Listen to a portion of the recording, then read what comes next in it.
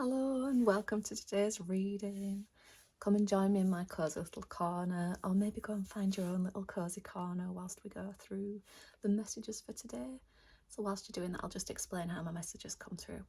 So they come through as a series of words, phrases, sometimes little scenarios played out in my head, and then I build on it and expand and clarify using tarot. So now that you've got yourself comfy, just take a moment to drop into your own awareness so that any messages that come through today, you can really tap into whether or not they feel right for you. If they do, great. If they don't, check out one of my other videos. Okay, so today's message just came through as a single word, and it was the word isotropic. And I will admit I had to look it up because I had no idea what it meant. And it means that it's when something's evenly distributed.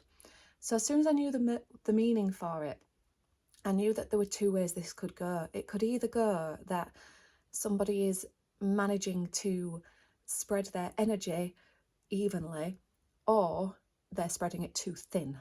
So I thought when I draw the cards, that's what I'm going to kind of focus on to clarify which one of those it is. So when we drew the cards, we got the Queen of Cups, we got the Four of Swords in reverse, and this is the key one. Okay, and then we got the Seven of Pentacles. So we'll start with the Queen of Cups. So I'm guessing you're someone that is pretty self-aware. You are aware of your energy levels. You're aware of your emotional sort of state at any given time. I feel like you've done quite a lot of work around this. Yeah, so it's just having that inner knowing of what's right, what's wrong, how you feel about something, where you're at. But then for the Four of Swords to come out after that, when the Four of Swords is upright, it's all about taking a rest and taking a pause. So for it to come out in reverse, I'm guessing that that's what's the missing piece here. So it's not about doing less, it's just about spacing a little bit more so that your energy isn't going to end up in that push-pull sort of cycle, you know, doing loads all at once and then having to take a proper break because you're burned out. You know, like fits and starts sort of energy. And I think the missing piece in it is rest. And it doesn't necessarily mean, you know, taking a break from everything. It just means having a bit of space in between different things, perhaps. Okay, and when the Seven of Pentacles has come out, that's clarified that message for me, because the Seven of Pentacles is all about having patience, being consistent with things, but it's steady growth. You know, it's building his harvest ready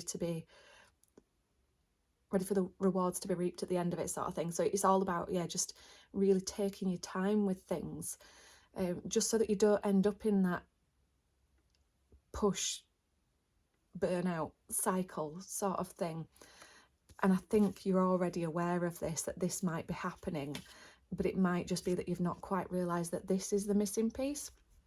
And when I say take a rest, like I said before, it doesn't mean taking a big break away from something. It might just be something as simple as between one task and another, sit down and have a brew, or, you know, just go outside for a walk. Just a pause, a reset between tasks so that your brain isn't constantly flitting from one thing to another, because that can lead to burnout, you know.